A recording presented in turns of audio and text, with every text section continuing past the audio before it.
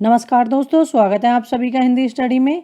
आज हम नाटक से संबंधित कुछ पारिभाषिक शब्दावली हैं उसे देखने वाले हैं जो हमारे एग्जाम में पूछी आती हैं। टीजीटी, पीजीटी, नेट, एलटी, ये सभी एग्जामों में पूछे आते हैं। इसीलिए मैंने जो जो पूछे आते हैं हर बार एग्जाम में कुछ ना कुछ इनमें से पूछा ही जाता है।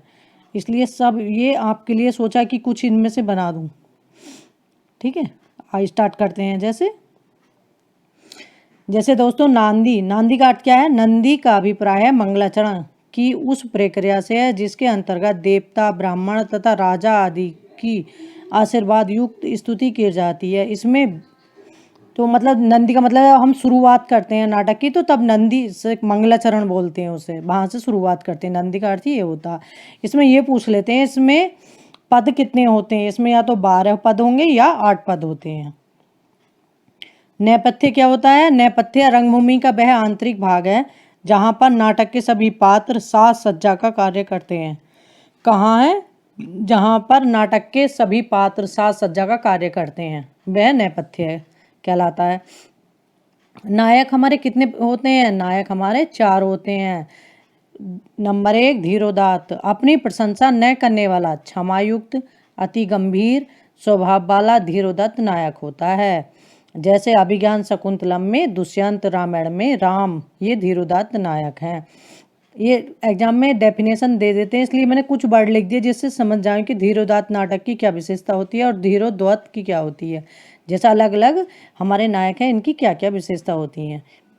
धीरोदात्त, नंबर 2, धीरोदात्त। मायावी, प्रचंड, घमंडी, चपल तथा अपने मुख से अपनी प्रशंसा करने वाला, ये नायक जो होता है ये मायावी, घमंडी, चपल तथा अपने मुख से अपनी प्रशंसा करने वाला होता है। जैसे इसका एक एग्जाम्पल है बेणी संहारम में भीम। तीसरे नंबर में देखते हैं धीर ललित। धीर ललित नायक वो होता है जो अत्यंत कोमल स्वभाव वाला होता है तथा सदैव नृत्य, गीत आदि कलाओं में आसक्त रहने वाला नायक धीर ललित होता है। जैसे रत्नावली नाटिका में उदयन है।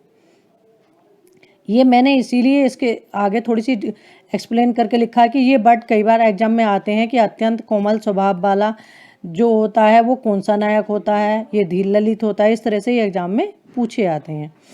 धीर प्रशांत, त्यागी, कीर्ति इत्यादि सामान्य गुणों से युक्त ब्राह्मण आदि नायक धीर प्रशांत कहे जाते हैं।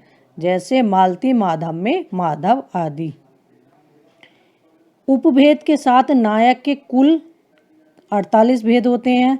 नायक हमारे मुख्य कितने होते हैं? 4 प्रकार के, और उपभेद के आधार पर नायक पूछे जाएं तो वो हमारे 48 भेद होते हैं नायक के। नाटक मतलब रूपक नाटक के कितने भेद होते हैं? 10 होते हैं। ये भी पूछते हैं कितने होते हैं? 10 होते हैं। कई बार नाटक दे देंगे इसमें कितने अंक होते हैं, या फिर ये पूछ लेते हैं जैसे 4 दे दिए कि ये नाटक के जैसे 10 भेद दे रखे हैं, नाटक, प्रकरण, भाण और व्योम। इस तरह से ये 3 दे देंगे, एक अलग दे देंगे, इसमें से दे देंगे इसमें से नाटक का भेद कौन सा नहीं है। इसीलिए विस्तार से लिखिए। इसमें ये भी पूछ लेते हैं कि इसमें कितने अंक हैं। ठीक है दोस्तों, आगे देखते हैं। जैसे नाटक के 10 भेद होते हैं। नंबर 1, नाटक। नंबर 2, प्रकरण। नंबर 3, भाण। नंबर 4, व्योम। नंबर 5, संवाकार। नंबर 6, डिम। नंबर 7, इहाम्यक। नंबर 8, अंक। नंबर 9, बीथी। नंबर 10, प्रहसन। नाटक में अंक होते हैं 5 से 10, प्रकरण में 10 अंक, भाण में 1 अंक, व्यायोग में 10 अंक, संवाकार में 3 अंक, डिम में 4 अंक, इहाम्यक में 4 अंक, अंक में 1 अंक और बीथी में 1 अंक, प्रहसन में 1 अंक। संस्कृत में विदूषक, ये कहते हैं ना, संस्कृत में विदूषक किसे कहते हैं? विदूषक जोकर, या तो जोकर होगा ऑप्शन में, नहीं तो होगा नायक का सहायक को कहा जाता है विदूषक।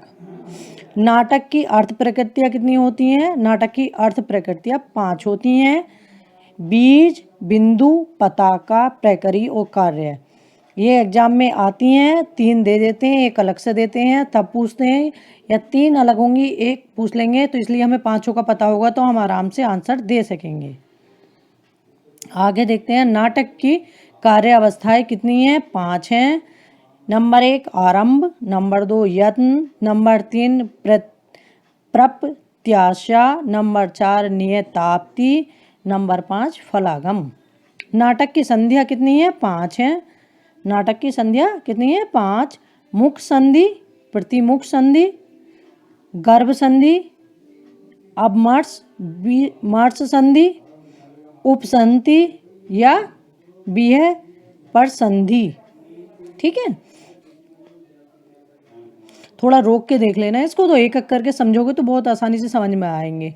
ये जल्दी से बुक में ऐसे नहीं मिलती कहीं लिखी हुई, बहुत ढूंढ ढूंढ के मैंने एक एक पॉइंट इसलिए लिखा क्योंकि इनमें से क्वेश्चन आते ही हैं। ठीक है दोस्तों, आगे स्टार्ट करते हैं। नाटक में 5 अर्थोपेक्षक होते हैं। कितने होते हैं? 5 अर्थोपेक्षक। नंबर 1 विसंभक, नंबर 2 चूलिका, नंबर 3 अंकास्य, नंबर 4 अंकावतार, नंबर 5 प्रवेशक। ये क्रम बाई भी पूछ लेते हैं, इसलिए इन्हें क्रम बाई भी याद करना। मैंने बिल्कुल क्रम से लिखे हैं ये। नायिका के कितने भेद हैं? नायिका के 3 भेद हैं, सुइकिया, परकिया और साधारण। नाटक की 4 वृत्तियाँ होती हैं, भारतीय वृत्ति, कौशिकी वृत्ति, सातवत्ती वृत्ति और आर्यभट्टी वृत्ति। श्रृंगार रस में कौन सी वृत्ति होती है? श्रृंगार रस में कौशिकी वृत्ति होती है। वीर रौद्र विभत्स रस में सातवती एवं आर्यभट्टी वृत्ति होती है। वीर रौद्र में विभत्स रस में कौन सी वृत्ति होती है? सातवती और आर्यभट्टी। भारतीय वृत्ति सर्वत्र उपयुक्त हो सकती है, इसीलिए इसे सबसे अच्छी वृत्ति कहते हैं। सबसे अच्छी वृत्ति कौन सी होती है? भारतीय वृत्ति। नाट्य शास्त्र में कुल 4 वृत्तियाँ स्वीकार की गई हैं। नाटक को पंचम वेद किसने माना है? भरत मुनि ने माना है। संकलन त्रय में हमारे क्या क्या आते हैं? ये आपके हमारे टीजीटी में भी आया था क्वेश्चन 2016 में। संकलन त्रय में आते हैं वस्तु, वस्तु नहीं होगा तो इसके स्थान पर कार्य दिया हुआ होगा। नंबर 2 स्थान, तीसरा है हमारा काल, काल नहीं होगा तो समय होगा। इनमें से एक ना एक अवश्य होगा। नाटक के संदर्भ में भरत मुनि के अनुसार रसों की संख्या कितनी है? 8 है। कितनी है? 8 है। ये दोस्तों ऐसे क्वेश्चन है जो एग्जाम में आते ही आते हैं। ठीक है, थैंक यू दोस्तों।